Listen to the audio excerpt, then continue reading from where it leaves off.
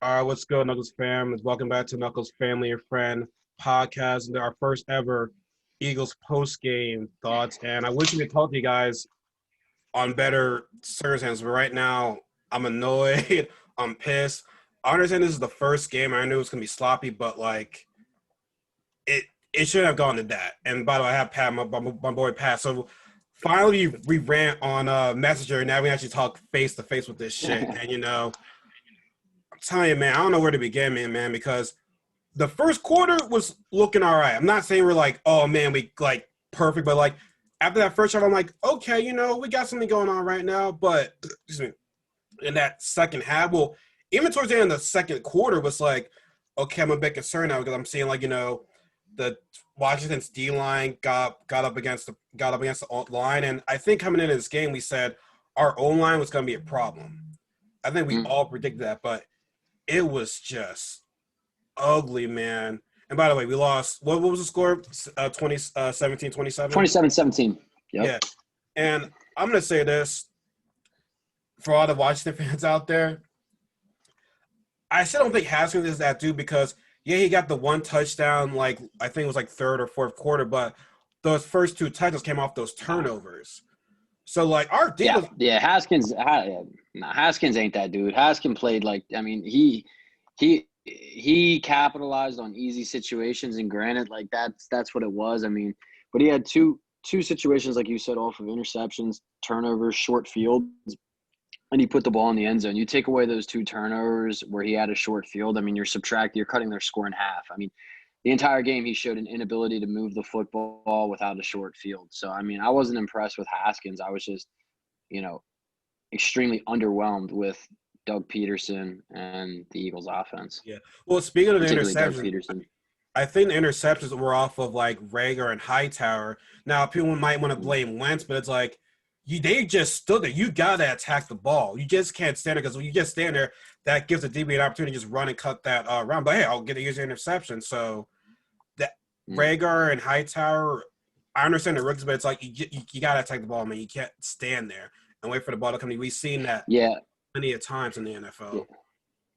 Yeah, I agree. I mean, I think the first interception, I think Wentz put a little bit too much air under it. I mean, if you're running a curl route, I mean, that ball's got to be a dagger. He's got to put that on the numbers, and he's got to put zip on it. He kind of put a little air under it, and I think that let the cornerback jump it. But I agree on the second pick. That's on Hightower, who I thought had a really bad showing for his rookie start. It looked maybe like the lights were a little too bright for the rookie. He had a big drop early on. Secondly, too, like if you're running a curl route, again, you're running it and you need to come back to the football. Exactly. This isn't you're running away. You need to come back.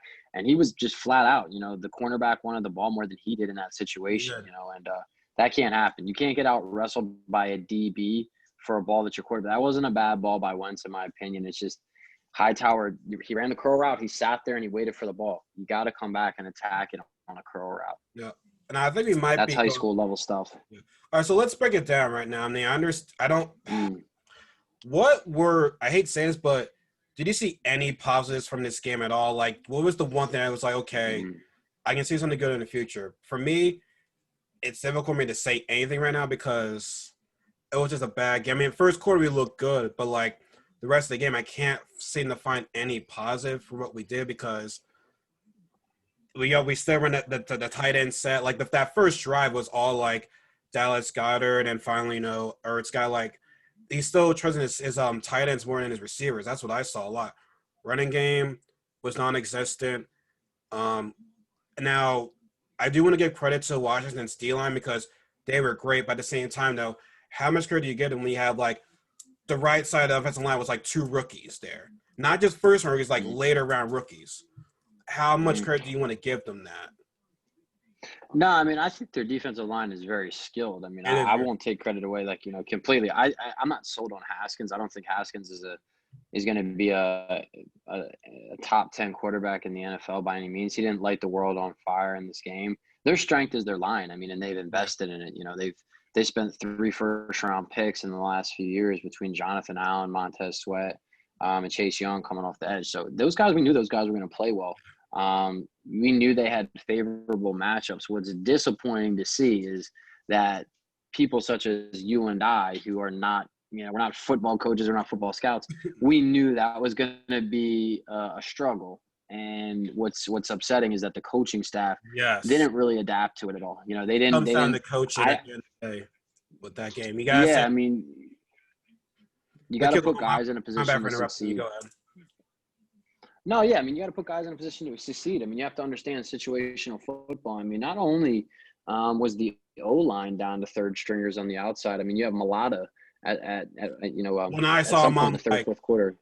oh shit, here we go. Because he's been, we heard all through camp, line was getting beat, line was getting beat, line was getting beat, and it's just, God, damn, like I said, I'm giving Washington credit. Like that line is legit, no doubt about it. But would it be different if Lane was in there? Like, because I go back to the rookie season of Wentz. Great, I know Brooks isn't there either, but like when we won the first 3 games, we had Lane.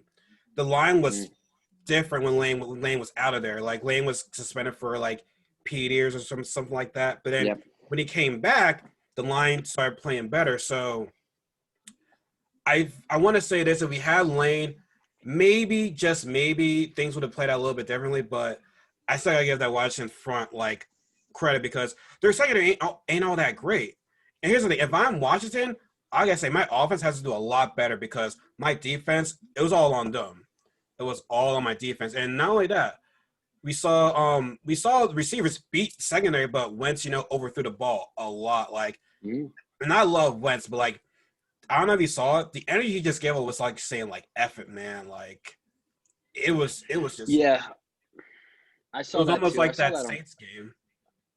I saw that on Ertz's face at one point. I think it might have been a second down. We were towards the red zone. Carson, I think, I don't know what if he missed through it, if he misled him, but I there was a look on Ertz's face where he was just had like where the hell are you? And then there was a look on Deshaun's face at one point too, where Carson missed him. And you can't have that though. If you're Zach Ertz and you're Deshaun Jackson, I mean, listen, like Carson Wentz, you're putting him in a very almost impossible situation when you look at what the Redskins have talent-wise on the front line, like talent-wise. Like, yeah, they're still waiting for these guys to develop, but pure talent. I mean, Chase Young, Jonathan Allen, Montez Sweat, Kerrigan. When he came in the lineup, when he came back in the line, I'm like, oh shit! Like he's had success against Wentz, like from his rookie season, second season. Like Kerrigan is like some type of kryptonite for Wentz. I'm not saying like Wentz has not gotten the better of him, but like when Kerrigan and Wentz, it's just it's not pretty when that happens. And for Ertz, while you mentioned Ertz, I think the game was still tied. It was 4th and 3. I love Ertz, but bro, you have to make that catch. That drop. You have to make you want to get an extension. That would have shown it right there. Now we have got a touchdown or a field goal. That remains to be seen, but like you gotta make that catch, bro. You gotta make that catch. 100%. Yeah, I mean that's what I'm saying too. Ertz to see Ertz and Jackson essentially checking out with a game on the line, like at times, their body language, their facial expressions, it's like, man, look, Carson didn't necessarily make all the throws. He was far from it. But, I mean, the guy is running for his freaking life back there. I mean, you got him playing behind, high school JV players on the offensive line. Like, literally, I don't even think Mulata played high school football. So he didn't play college. I mean, like, you literally had him behind guys. Player. Yeah, he was you got him behind guys that are frankly not qualified to be in the game, and he's doing the best that he can against a defensive line that's extremely qualified to be in the game. There's a lot of talent on there. So to see the body language that I saw out of Ertz and Jackson at times where they were clearly frustrated, like you have to maintain composure in these situations, and you have to if you're the quarterback and you're seeing that, it's not going to give you the feeling that the guys believe in you. And that's a huge part of it. Like you need your guys to believe in you, not to be quitting because I threw a bad ball because I got 6 guys like hanging off of me because nobody can block. So, I mean, and then on top of it, you're down to a third string. I mean, at running back. I mean, and that's a huge part of blitz protection. You know what I mean? Like Corey Clement wasn't even on this team last year. I mean, like he was barely making a roster spot this year, and you got Corey Clement trying to do blitz pickup. You have an offensive line that doesn't have any continuity trying to communicate with each other with what they're seeing with the defensive line. So when you have all those variables in hand, I mean, you have to have good coaching, and they didn't have it today. They just didn't have good play calling.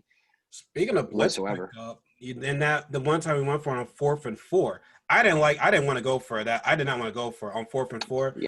Not only do you miss it, you didn't pick up the blitz. Yeah. Someone I mean, yeah, I agree. should pick that up. So I mean, like I said, I feel as though we might be going like all over the place right now. But I'll say this: I didn't see like a leader emerge in that. Like, not anyone say, "Hey, let's go, Mm. let's pick it up." Like, it just seemed like everybody just seemed like, "Yo, man, F it, man. Like, we lost this game," and I'm just like, is there no leader? I mean, I don't want to bring this up, but like, do you like get a feeling that if like Malcolm James was there, that this team would have been maybe sparked up a little bit? No, I don't think so because I've seen this theme too much with, I mean, the Eagles blowing that Panthers game a couple years Oh back yeah, when they that's were right. up like 17, right? It kind of reminded me of that game. I've seen this Eagles team blow leads with Miami last year. They got off Oh to a quick god. start and then they let Miami come back. I don't think it would have been anything with Malcolm Jenkins there making a difference. What I do think is that there is a constant theme in those games. Like Malcolm left, like you were talking about leadership. I think that starts with coaching. I really do. I mean, I don't think these players necessarily respect the head coach. I think they Mm. like the head coach, but when I say respect, I mean respect in a Like sense of like fear, slightly fear, Like a slightly Bill fear. Belichick Yeah, type like of coach. yeah, I can respect somebody and be like, oh, that's a nice person. I like them. I respect them. But that doesn't mean that I necessarily fear them. And there's a fine line. And I'm not saying that the guy should be walking around on eggshells, but I mean, you should not with the game on the line, the body language shouldn't look like what it looks like. And Yeah. there's only so much you can do at the quarterback position. It's the coach's job at the end of the day to make sure that these guys are in the right frame of mind, mentally and physically as well. And that's another thing that I wanted to talk about is what's going on with the injury front. I mean, I guys are coming out left and right, right? this And training I'm staff. at the point where What? you can only look at it so many different ways, right? I mean, they brought in new personnel on the training staff, right? Like I think they brought in someone from the Seahawks staff, and They did. they brought in two individuals from the healthiest of teams in the NFL this offseason. So they turned it over. They brought in a whole new staff, and what we're seeing is we're still seeing an injury theme. And these aren't the same guys either, right? Like, I mean, it's not like we bring in Hargrove, and all of a sudden now Hargrove's hurt. Hargrove has a history of being healthy. I think he's only missed one game in his NFL career. He comes in here and now he's out. You have Barnett out. You have Lane Johnson, who, relatively speaking, early in his career, didn't miss games for injury, missed games for PED suspension, but he wasn't missing games for injuries. We're seeing guys like Boston Scott all of a sudden had to come out. Driscoll had to come out at one point in the game, Vinny Curry went and out. you had to bring him out. Vinny Vinny Curry Curry went went out. out. Deshaun Jackson. You Deshaun know, Jackson went out. even I don't despite remember Deshaun Jackson in Washington or Tampa really like having injury, and I could be wrong, but I don't recall that being a theme. And last year he missed all of last year, and now he's hurt here. and Rhaegar played What's the today. theme? I know, but Rhaegar played today. But before that, it was before he got injured with his shoulder. Yeah, So I'm looking at yeah, the coaching staff right now. But like, how does everyone get hurt? Like, I've never seen this many injuries on a team. Especially when you look at their history, like you said before, like Lane doesn't miss games, Hargrave doesn't miss games. These guys are just get injured. I just don't know like what's going on with training camp. I don't understand because we didn't do any preseason games at all, and we're still getting hurt. yeah. And I think that's a good point. What's going on in training camp and what's going on in practice? I mean, literally, like you can only look at it from a certain perspective, right? Like I don't believe in like, oh, they're just cursed. Like I'm sorry, like that's not me. I don't believe in like curses, like they're just gonna go get hurt. So we can rule out bad luck. I don't believe in bad luck either to a certain point. Like when you have I respect a that. consistent theme, when you have like, I understand people catch bad breaks at times in life, but when you consistently catch the same bad break, I would say we're past the point of it being bad luck. Now we're noticing a pattern.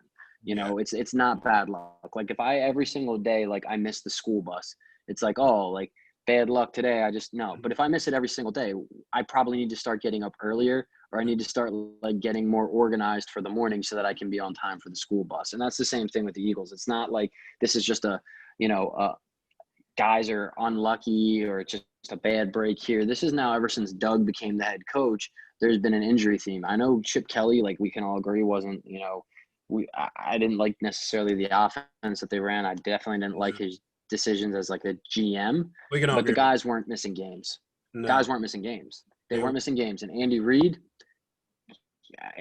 I mean, they had the training camp up in Bethlehem. They used to run it up there, and you could go up there and guys hit each other. They cracked each other. It was hardcore. I used to go up there and watch it as a young kid. And Andy Reid was known for running extremely difficult training camps. If you came, and players know that. I mean, like, right, if you're a player, if you're Jeremiah Trotter, you're Troy Vincent, you're Brian Dawkins, you understand, like, when I get to training camp, this is not going to be easy. And if I'm not in shape coming to training camp, I'm going to look like a fool. And Andy's going to be running me like a dog out there because I'm not in shape. So I don't think there's the same mentality for these players when it comes to coming to a Doug Peterson training camp. I question whether or not these guys in their minds think, oh, I don't need to be in shape. Training camp's not that hard. Doug's going to give me the day off. I mean, how many times have we seen Doug just giving guys the day off just because? Oh, just rest. I just want to play conservative. Like they have favorite. They have guys who play favorites like Peters. We can go on a list of how many times he plays. He's on vacation and whatnot. But that's a good point. I didn't think about that. I mean, that is a big concern right there. Even when we won the Super Bowl, despite us winning the Super Bowl, we had not a whole lot, but we had some guys injured there too. So I mean, Peters was out in that game. Carson was out in that game. We had our top special teams player at that time, our special teams captain. I'm blanking on his name. He came over from Seattle, but he was out. Sproles didn't play in that game. Yeah. I mean, that season, Darby broke his, first game of the year against the Redskins, the Super Bowl year. Darby had the very bad ankle injury. We had to trade for Jay Ajayi because our running backs were banged up. Sproles got hurt. So Alshon Jeffrey, I think, was healthy. Yeah, Hicks was out. I know. I understand Hicks has injuries, but I think he's doing fine in Arizona right now. I believe so. I don't think Hicks had any injury issues for the most part last year, and I'm pretty sure he's healthy going into this season. It's kind of like the way I look at it is like, so say, like you ran track, right, RL? Like, so you understand, like, warm ups, you understand straight. Like, if you didn't run track, like, let's say you have a meet, and let's just say, like, prior to the meet, you kind of just, leading up to it, you just kind of jogged the track here or there. You went through the motions, da. But then you show up at the meet, and you're expected to do, like, 4 different races, and you're doing 100-yard sprints, max capacity. What do you think is going to happen? Do you think there's a chance you pull a hamstring? I'm going to pull something. I remember one time. Like, you need to warm up. You got to warm up, man. And like I said, I don't know what's going on because here's the thing. This might be out of topic, but they were saying, oh, Pearson is like a top 10 head coach. I mean, he's better than other coaches right now, but like what I saw from this first game, you don't look like a top 10 coach to me right now. Like, I understand you got injuries. I understand you got all them playing in preseason. I understand this is rookie's first game, but like, you have to put them in good positions to succeed. And I just didn't get that from this game. So I don't know. Pierce's got to be more of like an asshole. He needs to like get on these guys. Excuse me, he has to get on these guys' ass. But like, what the hell was that on that first game? But we were leading, and then we just held our foot off the gas. Like, what was that? And Carson, I mean, I think me and you might differ on this, but like, he holds onto the ball way too long. I think he's trying to do a lot with like, right now, I don't think he trusts his receivers. I mean, unless if you're a tight end, like, it's going to take some time to develop these receivers right now. But like, I'm telling you, man, Wentz just did not look. I'm trying not to curse right now, but he just looked frustrated. Like, it was just the energy all around that offense, man, was just bad. Now, here's the thing. I understand you're not a Jim Schwartz guy, but I mean, I understand it was Haskins, but I do like our defense. So, like, our defense did what they could. Like, just Malik. Yeah, I agree. And that first game, like, he looked good, man. Malik Jackson looked good. Like, because everyone's going to be double teaming Cox. He had Malik one-on-one. He's going to win that matchup. So, defense, and not only that, I don't think Slay had a ball call on him, if I understand that. Like, I think Slay had, like, literally had, like, one side of the field, like, covered, if I can remember. Yeah, I agree. I mean, typically, me, usually, I think historically over the last like 3 or 4 years, the defense has gotten way more credit than I think they deserve to get. I think, I'm always very quick to point that out. Like, when I look at last year's games and I think of like the Miami game and losing that, and I think of a couple other games like the Panther game, like I look at, I'm like, how can't you stop Ryan Fitzpatrick from moving up and down the field on you, and you want to call yourself a good defense? I'm sorry, like I don't see it. I think the defense was overhyped. I mean, we went through like the first 3 games last year with like 1 sack. I mean, how many sacks again did we have today. And I'm about to say, I just think we didn't get did we get any sacks? Well, you know, I think we had at least one sack. I I think think it we was had 2 one sacks we had. sack.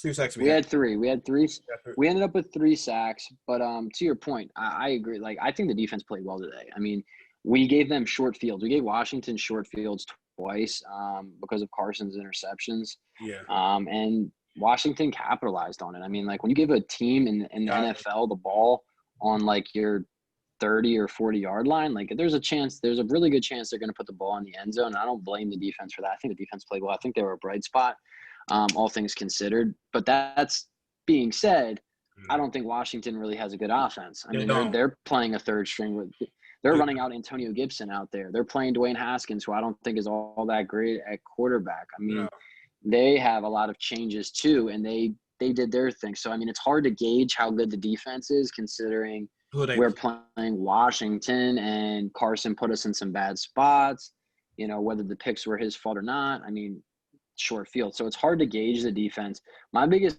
concern is I understand some rust. My biggest concern is Doug Peterson. But hold on for a second. My brother's here. For sure. Yeah, for sure. What kind of charger? I'm sorry. Yeah. I'm gonna bring his tablet there. Kai, can you just hook him onto the Wi-Fi real quick? Yeah. Just helping out my brother real fast. No, man. I have my what's up? I said no worries, dude. Nah, my sister came visiting. Her man's from Washington, and he was over here happy. I'm like, man, you coming to our house with this shit right now, man? Like, it's crazy. But nah, man, like I said, the defense was playing a Dwayne Haskins offense. Now, you bring that up, it makes you think about, like I said, the line.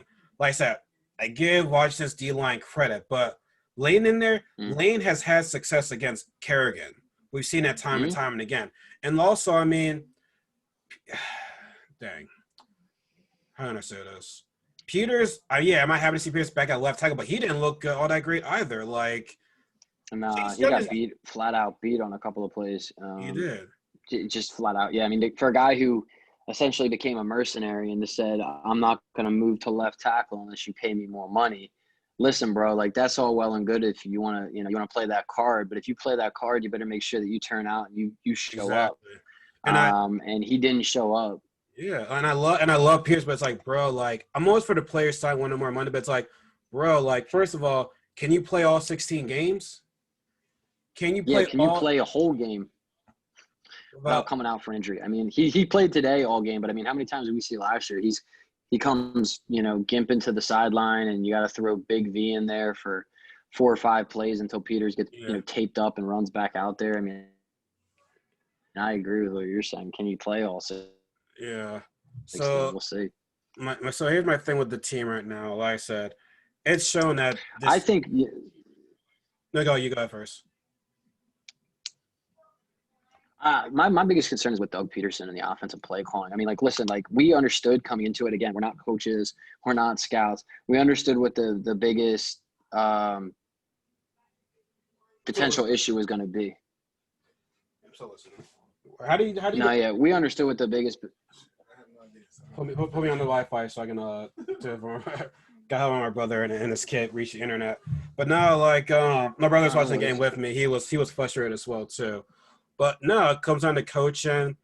Comes down to the line too. The line, like, our line is horrible. Our line is terrible right now. I mean, I understand you have Kelsey there. The left side, okay, despite Peters getting beat, the left side I have a little bit more faith in, but the right side, I'm really, really concerned. Yep. And next game, we have Aaron Donald who we got to face, which, LA, I want to see what LA does tonight before I make the assumption. We're like, yeah, we can beat these guys, but the line has to be better. Like, it starts with the line right now because we couldn't get anything going. Like I said, we had like up to almost 10 sacks almost. Yeah, we gave up 8 sacks, and I think part of that, again, like, I'm going to go back to coaching. I mean, when you run the ball 17 times in a game and you throw the ball 42 times, like, and you play defensive end, you have no respect that this might be a running play. Like as the defensive end, you're just thinking I'm going for the quarterback. Like, and it's a completely different mentality when you in your mind know it's a passing play. Like you don't have to honor the run. And when you see play action, you don't buy it. You don't believe it. So all that does when they do the fake handoff is give Carson less time to look back and like go through progressions, because nobody believes play action when you run the ball 7 times and you pass the ball 42 times. Like you have to have balance. That game was close for, I mean, the majority of the game. I mean, we went up early, but then they made it close. So there's no reason why we needed to leave or completely abandon the running game. I mean, there's just no reason at all. Even if it's ineffective, you have to continue to run so the defense at least respects the possibility that you might run the ball. Otherwise, you're just making it significantly harder on the offensive line that's already terrible, and you're making it significantly harder on Carson, who already has a hard job playing behind that offensive line. Or was I in power? My bad. So let me connect on this damn thing unless they change the password. No, he's absolutely right though. What he's saying, like that's. My brother's chiming in on here too. That was some fucking. That was some Andy Reid damn near. Like back in the day, Andy Reid play calling. That's what that was. Yeah. I watch the Chiefs now. They don't even do that. The Chiefs, like Andy Reid nowadays, like they run the ball. That shit out. Like, man, he figured that out. He did. I don't understand why we're passing the ball so much. 40, especially when you're winning by 17, dude. Just run the clock out. But I mean, 17 rushes for the entire game. I mean, dude, like that's especially behind a bum line. Check what the password is with dad or mom. Because it says unable to connect each time I try to connect to the thing. All right, so I'll check with that. But yeah, like Mom, you said, Andy Reid's finally figured out, hey, I can't be throwing the ball like this many times. Like people want to think that running the ball doesn't help at all. Like it tremendously helps. Takes time off the clock, gives your quarterback a break a little bit, and it keeps the defense on their toes. So like I just understand. Like I said, it was only 17, plenty of time left in the clock. But like I think you talked about this before. I think a lot of people talked about this before. Is that Peterson? It's like he wants to do everything. And, I feel so. I think it's the quarterback mentality. I think that's the head coach quarterback mentality. Like he goes back to when he used to be a quarterback, and it's like he thinks like he did when he was a player, and he's not thinking about situational football. Like the situation dictates that we should have ran that ball significantly more than we did. I mean, we should have had 17 rushes in the first half, not for the entire game. I mean, Washington had 36 rushes. They ran the ball 36 times, more than twice as much as we did. And they were playing from behind, mind you, the majority of the game. They took over about halfway through the third quarter. And it's not – and I think what the thing Pearson is like, if he runs the ball, we don't get like 3 yards and be like, oh, man, I don't know about running again. Like, it doesn't have to be the biggest amount of yards. Like what Washington did. Like they weren't running the ball like that effectively. We were able to stop them a couple of times. But like with Pearson, it's like – it's like, oh, fires is not enough. Like it's like if he doesn't get a first down from a run play, he'll like run it, like turn away from that. And we've seen that time again. Even I think it was was it the Miami game? It was one game last year where we just like completely abandoned the run, and that like cost us again. I can't remember what it was last year. There's probably multiple games where he did that. I mean, to your point, Washington didn't run the ball well. They ran it 36 times, but only for 80 yards. So they literally averaged two yards per carry, 2 yards a carry, but they stayed with it. And that's the important thing. You have to stay with it, because if you stay with it, it makes the defense continue to guess. Like when you're on defense and you're at linebacker and you see Haskins go like this with the ball, you're like, oh crap, is he going to hand it off? Is he going to pull it back and throw it? When Carson does it, nobody's believing that you're actually going to hand it to the running back, because you never do.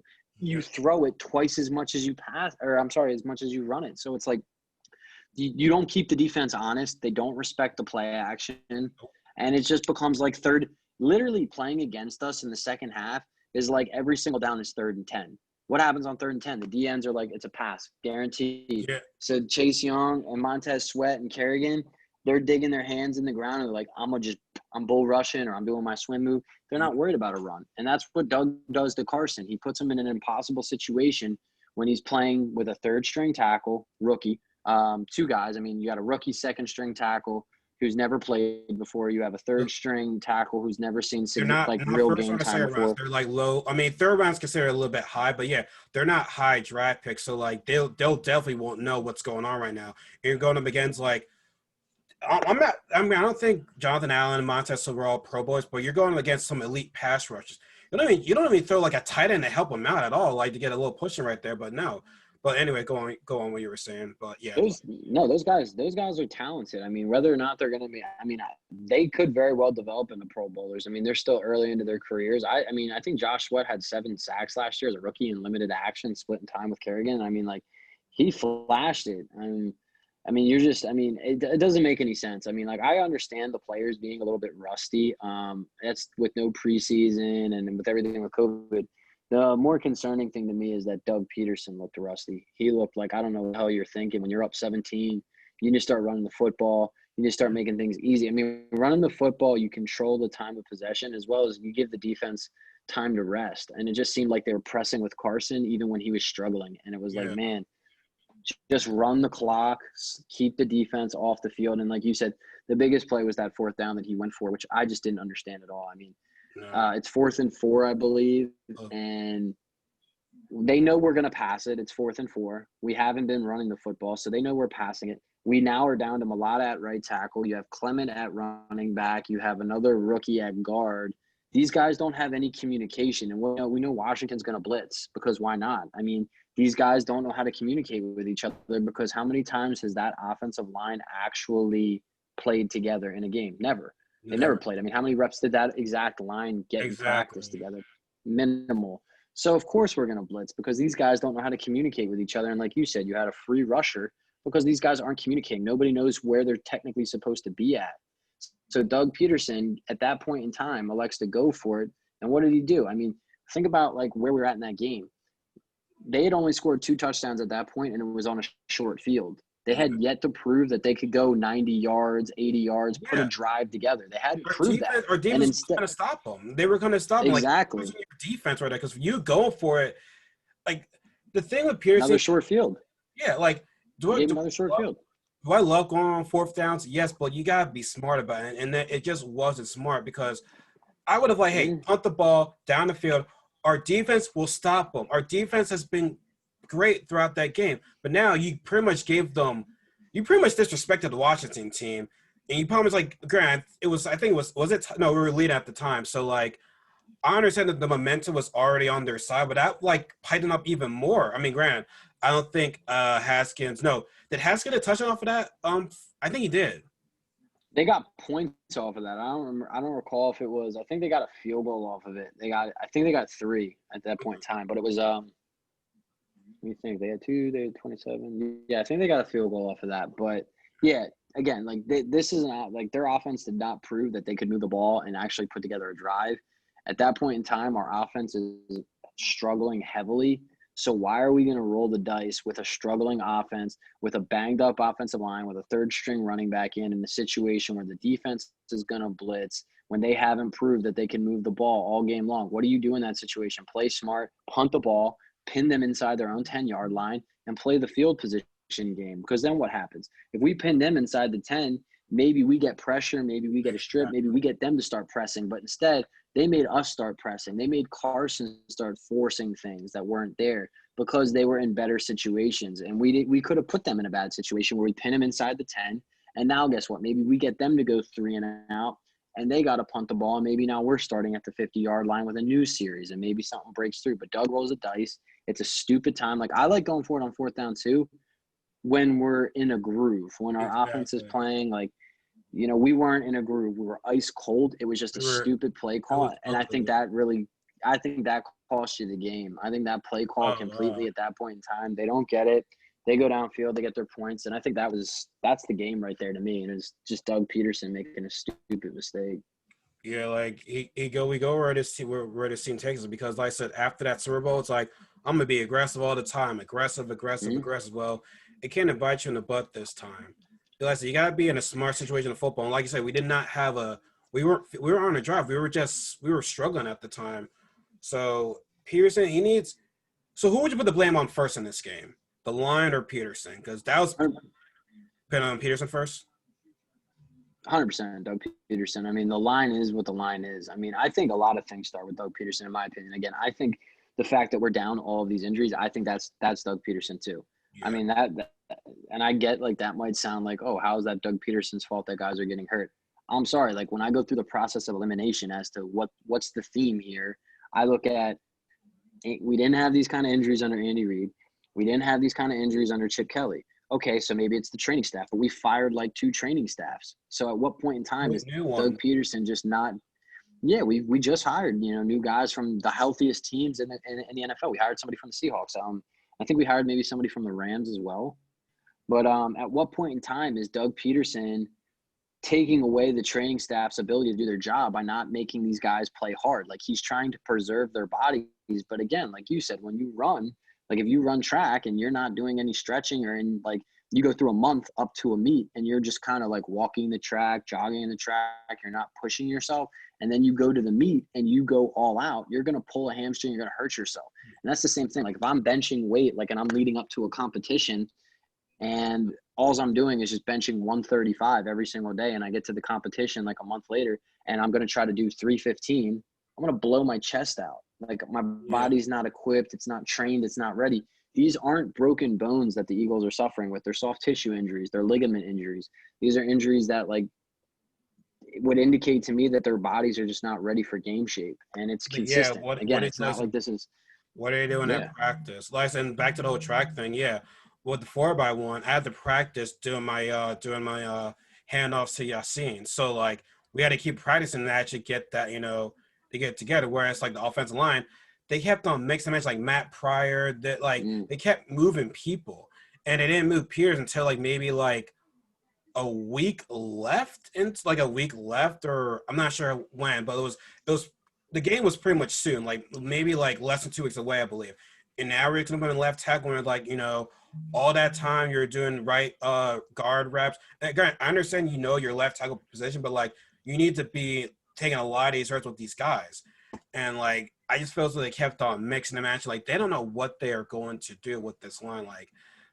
I'm the line and Peterson, those are my 2 main concerns right now, because if the coach is doing bad, he's not going to put his players in a good position. If the line's doing bad, Peterson's going to be mixing and matching where he doesn't know where he doesn't know where he wants to put his guys at. So I don't know, man. And I'm just worried the fact that, Wentz is going to get sacked. Man, he got sacked almost 10 times already, man. That is a problem. We don't want this guy getting hurt again. We really don't. Granted, it was the last year's shot with Clowney, but I think to me, it's a combination between Doug and Howie Roseman. In my opinion, I mean, Howie Roseman's job is to manage the cap and to bring in talent. He's been traditional. He's been great at managing the cap, but he's in a really bad position for next year. We understand that with Corona, that I think Adam Schefter predicted that the cap space available next year is probably going to be 70 to 80 million less than it typically would be. So that has tied our hands completely. As it stands today, we're projected to be 70 to 90 million dollars over the cap next year. Howie Roseman 100% understands that. So when it comes to making decisions on bringing in talent right now, his hands are tied because he doesn't even know what he's going to do to be compliant with the cap regulations next year. So when we look at his ability, he's got 2 jobs, talent and cap. Right now, we're in a terrible position cap wise. He didn't. I mean, granted, nobody predicted COVID was going to happen, but regardless of circumstances, we're in a very bad position of cap. And then when it comes to talent, he has not drafted well. I mean, we had, what was it, our 2017 draft? Nobody's on the team anymore. One of the drafts, nobody's even on the team anymore. Was it 17 or? I will say this: he'll get some good free agents. You know what I mean? But when it comes to drafting, it's bad. Like I said, if Derek Barnett does a terrible year this year, we'll completely say that 2017, despite us winning the Super Bowl, was a bad draft. It was just a terrible draft. Yeah. He'll go it's you have a big name, but take that player. Instead of we'll go for this no-name person instead. He'll prove to be something else. And it's no, it doesn't work like that, man. Grant, I'm not giving up on Jalen Reagor just yet. He looks good, don't get me wrong, but like you had Justin Jefferson there. Now, granted, the Cowboys did take CeeDee Lamb. I'm surprised he didn't try to trade up for CeeDee Lamb. Or did he try? I'm not sure if he did or he didn't. I have no idea whether or not he tried or didn't try. I just, like you said, traditionally what he's been good at is bringing in free agents and making trades, but he doesn't have the ability to do that right now because we don't have the cap flexibility to do it. And that's his fault because he's in charge of the cap. So right now, like, we went into a season and what were we saying? Like, we have offensive line depth issues. We didn't address those. I mean, like you said, it was reported in training camp that our offensive line was getting destroyed by our defensive line, our backups. Like, he didn't address it. He sent us into the season with a bad offensive line. We had the opportunity to go sign Carlos Hyde, Adrian Peterson, Devonta Freeman's out there. He didn't want to pick up a veteran back. He said, okay, I'm going to go roll into the season. Yeah, Leonard Fournette, right? You know, there's a bunch of guys out there that were available. He didn't want to go out there and get anybody, maybe because of the cap and what he's projecting for next year. But we went into today's game with no Miles Sanders, and that put us in a position with Boston Scott, a guy who's played, you know, he played okay in a few games that he showed last year. He played well. But again, he's got like 4 games of professional experience to his name. We have Corey Clement, who didn't play at all last year. And you rolled into a game with those 2 guys, and then Scott gets injured, and it's all on Clement. And it's like, that's talent-wise, you're failing. You didn't put enough talent into the running back position. Talent-wise, you didn't have the offensive line ready to go, and you didn't go out and get a pass rusher. We got like 3 sacks today, but how many of them came from our ends? Let me see. Like, I'm trying to – we had sacks came from Duke Riley, a linebacker. Josh Sweat got 1. Vinny Curry got a half. And T.Y. McGill, who was called up from the practice squad. So we had a linebacker get a sack. We had T.Y. McGill get half a sack from D-tackle. Really the only defensive end that we had that made a sack was Josh Sweat. So you didn't want to go out and get Everson Griffin. Didn't want to trade for Yannick. Didn't want to do I'm those surprised things. they tried to get Everson Griffin, man. Yannick, have been. I think I love Yannick, yeah, but I've been way too much money at that point. Like, trade for him, then he's kind of going to get paid next year. So I understand not getting Yannick, but Everson Griffin, I understand he's old, but the guy can still play. Hell, you didn't try to get Clowney. Psst. Yeah, exactly. Didn't try to get. I mean, in my opinion, they've known. How long have they known Lane? I mean, it's been reported now, right? Lane Johnson had surgery back in August on his ankle. I mean, that's why he's out right now. He did a scope. He did a cleaning out of the ankle. So you knew that Lane Johnson, there was a really real chance that he wasn't going to be ready to go. You didn't do anything. You didn't go out and sign anybody. All you did was pay Peters to essentially switch back to the tackle. I'm surprised they paid him. Like, I thought when he switched, because it all seemed like, okay, he's going to switch to the side. He's not going to ask for money. I'm like, all right, cool, I understand it. But then they actually gave him an extension. I'm like, bro, so y'all pretty much bended the knee for him. And it's like, come on, man. Like, 100% bended the knee. I understand. They just didn't want to – they reported it differently. Like, they tried to make it seem like they wanted to act like Peters was this team leader, Peters this team player that came into the office and said, yeah, I'm going to move back to tackle. But the reality of the situation was they folded and they paid him, and then they just reported it 2 or 3 days later that they gave him, like, extra money. The reports were Peters wanted more money to move from guard to tackle, and we didn't want to give it to him. We saw that we were getting worked in training camp, and they're like, crap, they folded and they paid him. And then it came out a couple days later. So, I mean, I just look at it from that perspective of we didn't go out and make the necessary moves that we needed to make. We knew offensive line, we were going to have some problems and have some depth issues, especially with the injuries. Brooks, Lane Johnson, guys are out. We didn't go out and really bring anybody in. Who was the other who was the veteran lineman that they were talking about? Cordy Glenn. We didn't sign him. Yeah, right? From the Bengals, right? Right, yeah. I mean, I'm not saying he's a world beater, but we didn't sign Cordy Glenn. Do you think we could have used Cordy Glenn today? Probably could have used him. Exactly. We had Driscoll and my tie out there, or Malata. You know, Driscoll and Malata out there. You think we could have used Cordy Glenn? I think so. Yeah. I think he's got a lot more experience than those 2 guys. Didn't sign him. Again, I look at the linebacker position even. You know, you got Duke Riley out there, Nathan Gary. I mean, like, who – these are guys that are just, you know, who are these guys? I mean, like, we're really stretching. We're really stretching. And here's the thing, man. You have to figure out this line fast, because the Rams, so I think we beat them. Yeah, we have the Rams. Then after that, we have the Bengals. The game that concerns me with this line right now is the 49ers. Grant, I know we don't play Oh, them. 100%. I know we don't play them until October 4th, but you have to get that line fixed.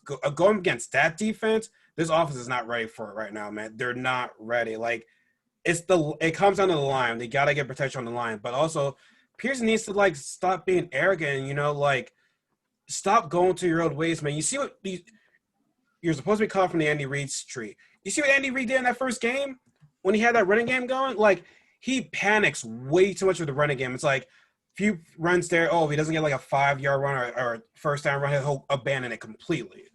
He just loves to throw the ball way too many times, and it's just going to cause. Like, I mean, honestly, we run a different system than the Cowboys. But look at the Cowboys, though. Look at Ezekiel Elliott. Like he is showing you that run the ball helps. Todd Gurley, I understand they lost the Super Bowl. Todd Gurley show you that run the ball actually really helps. So, I mean, Derrick Henry, of all people, that Titans was a running game.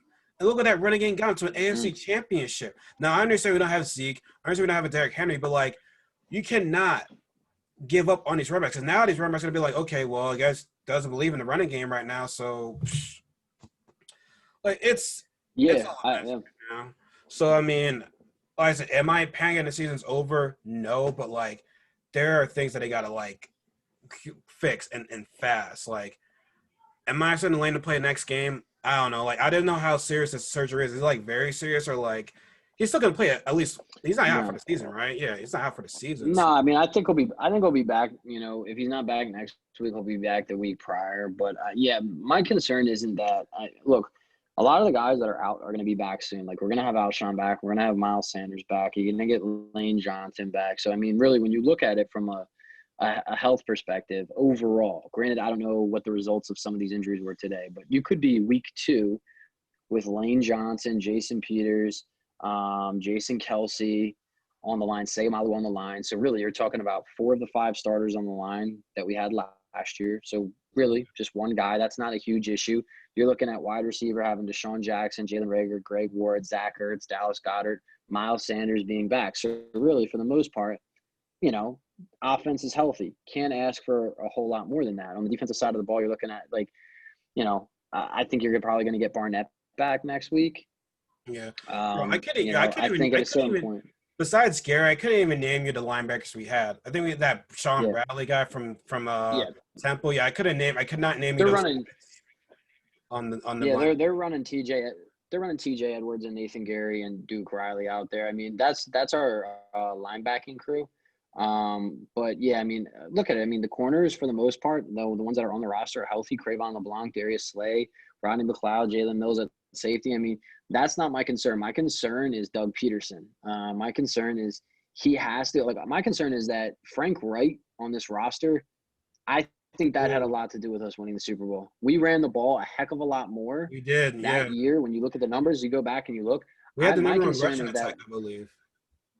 We had a top rushing attack. We had LeGarrette Blount. We had Jay Ajayi. We ran the ball, though. It didn't start off that way. We had size for running backs, too. We had LeGarrette Blount was that bulldozer. Jay Ajayi. Yeah, we don't have that right now. Nope. We don't have physicality in our running backs, and we don't have – right now, that's my concern. My concern is you can't throw the ball. And this doesn't just go for Carson Wentz. You go and look at the league-wide numbers, and you look at the games even that the Cowboys lost last year. You don't win football games throwing the ball 40 times. Very, very seldom do you win games. When you look at the winning teams today, even if you're bored, you go look at like how many times their quarterback throw the ball. Chances are high 20s, low 30s. You don't win the game throwing the ball 40 times and running the ball 15 times or 17, whatever the Eagles ran. That is not a winning formula. And this wasn't a situation where we were playing from behind like the majority of the game where you have to throw the ball to try to make up for being down 2 or 3 touchdowns. Like the funny thing is Washington was the team that was playing from behind the majority of the game, and they stuck with the run, running it 36 times. That's how you win football games. You stick with it. Because why? It keeps the defense honest. It sets up play action pass. Like when you run the ball 17 times, you might as well not even run a play action pass because nobody's buying it. The DBs aren't buying it. What happened? They jumped the routes. Like on those curl routes. They weren't concerned at all with anything. Like they were guessing the plays and they were guessing correctly because they weren't scared of us. So my biggest concern is Doug Peterson. He needs to get it together. He needs to understand like that you can't throw the ball 40 times.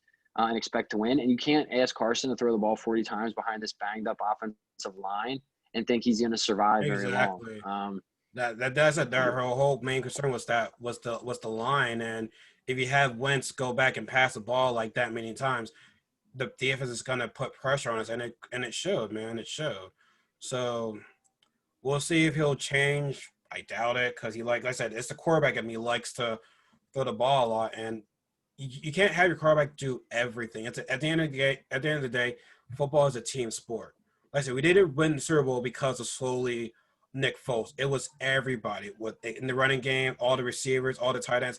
It was everybody. It was just the quarterback. So you need to like stop being arrogant, stop and get out your old quarterback ways, and just have everyone work around you pretty much. And like I said, Frank Wright, man. I mean, granted, the Colts lost today, which I'm pretty excited about that. But like, if Frank Wright was on this team, I mean, he would put the team in a better position right now, in my honest opinion. And that's why it makes me think like, that's why he didn't get an offensive coordinator this year. Because remember, he was gonna be offensive coordinator this year. What was that guy's name? He was the coach for the Lions. Forgot his name. He was the coach for the Marty Mornhinweg? What's up? Marty Mornhinweg? No, he was a black coach. He coached okay.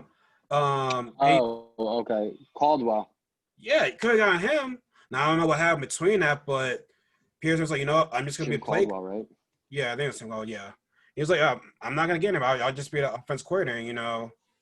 Now, like I said, I don't know if that's all going to change once he gets Miles Sanders back and gets Lane Johnson back. But like, you like I said, what you have on your field right now. You gotta do something. You gotta put them in a good position. You just didn't show that with me today. So we'll see what happens next game. It is against the Rams. Like I want to see what the Rams do tonight, and I'd be like, okay, can we stop this team? I'm not sure, but I want to see what the Rams do tonight before I be like, okay, we're definitely okay. Do I think we beat the Rams? Yeah, but I just want to see like how good are they? Grant, I mean, first couple of weeks, everyone's gonna be rusty and whatnot. Now, I'm not saying it's an excuse for us to lose this game, but I don't know. Like I said, the rust from the line showed. It definitely did. We have the talent to beat. We have the talent to beat the Rams. We have the talent to beat Washington. It's all about how Doug Peterson utilizes that talent, and that's really what to me it boils down to. If they run the ball, if they keep it close to a 50-50 balance in these games, especially like, look, they're not I don't think we have we don't have the most talented roster in the NFL. But teams like the Rams, we surely can beat. Teams like Washington, we surely can beat. It just takes not coaching like an idiot. I mean, run the ball as much as you pass the ball. And don't ask your defense to have to turn around and get back on the field and, play from inside their own 40 because you have Carson forcing balls because the offensive line can't protect them and you don't want to run the football. So we're just playing this really weird game where we're just dropping back and passing with a bad offensive line in front of us. So, yeah, I mean, it's going to be, on my opinion, on Doug Peterson. If we come back out there and we throw the ball 40 times against the Rams, we're not going to win the game. We go out there and we run Miles Sanders 20 times. We run Boston Scott, 5 to 10 times and run Clement 5 times, we'll win that game, hands down. Yeah. And Carson Wentz showed what he could do first half.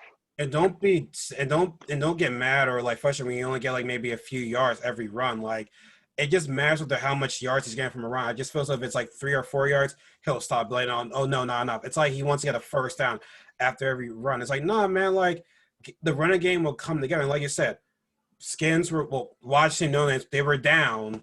And they still ran the ball. Like, yeah, it's more than just getting production out of it. It's about keeping the defense honest. If you don't and that's what they did. Like Washington averaged 2.2 yards per carry on 36 carries. At no point in time did they say that we're going to abandon it and become one-dimensional and ask Haskins to win the game throwing the football on every single down while these Eagles defensive linemen 100% know that we're passing the ball. Like they never put that pressure on Haskins the way that Doug turned around and put that pressure on Carson to just say, hey, we're not going to give you a running game all second half. You're just going to have to go win while the other defense knows that you're passing the ball on every down. It's like an impossible situation to put the quarterback in. And, Washington did a great job of not putting Haskins in that position, and Doug did a terrible job by forcing Carson to be in that position. So he's got to find some balance next week and, in turn, give the defense some additional rest, put them in better positions, and put Carson in a better position. But Yeah. That's the most alarming thing to me is that the coach seemed more rusty than the players, and Yeah. I don't understand that. You know. Now, before we go, I will say this about the Rams. I will say this: they have Aaron Donald, but their line is not as good as the Skins line. And yeah, I think they're gonna have a better offense, but defensively, the Washington's front is more worrisome than the Rams front. So we'll see how Dumfries does with that. So yeah, any last words? I agree. Yeah. Oh yeah, by the way, Last so words. No, man. I think okay, so I wanted to give you a heads up. So Friday night I got plans with friends. So well, how are you looking for Saturday to talk about our picks and whatnot? By the way, these videos fucking took forever to freaking load, dog. I'm just like annoyed with A the lot of video. content in there. Yeah, too much, man. But yeah, Saturday I'm gonna do another week of predictions. If you're up for Saturday. Yeah, I'm down, man. Yeah, I'm like I want to try to do this like Sounds every good. try to build a platform, dog. Like I said we've been talking about this shit for like I don't know how long, but let's not why not do our own thing, try to do something with this shit. You know what I mean? Yeah. No, I agree, man. I'm down. Saturday. Saturday works for me. Just let me know when you want to do it, and I'll make some time for it. I just worked till 3, so anytime after that, like maybe 4 or 5. But yeah, I'll talk to you guys to see what they want to do about it. So, anyways, guys, that's me and Pat ranting right now. Like I said, hopefully we'll win the next game and we'll be more happy about it and we'll talk about it. But other than that, can still watch these other games going on because we know it's football all day right now. So why not watch more football? But like I said, we got to watch what the Cowboys do because I'll be paying attention to CeeDee Lamb this game. I will be paying attention to that guy tonight. Got thing fly. It's around here. Shit. Yeah. Paying attention, yeah, all that stuff. But yeah, man, good talking to you, man. Good talk, jumping on, and hopefully we'll have a better conversation next week. Most definitely, man. Most definitely, man. All right, my dude. I'll talk to you. I'm gonna go back hang All out right, brother. with my family time right now. All right, on my All note. right, man. Take care. Have fun. Be safe. Yo, you definitely be safe, man. Down in COVID town down there. All right. Yeah. All right. Appreciate it, man. Be All right, easy. man. Peace.